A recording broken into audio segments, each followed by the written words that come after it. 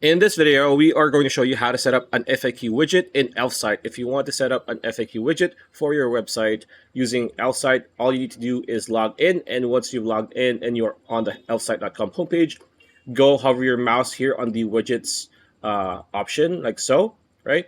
And under tools over here, you want to scroll down until you see FAQs over here. So click on FAQ. There we go. You're going to be brought to its own page. You want to click on create widget for free. You don't need any credits whatsoever.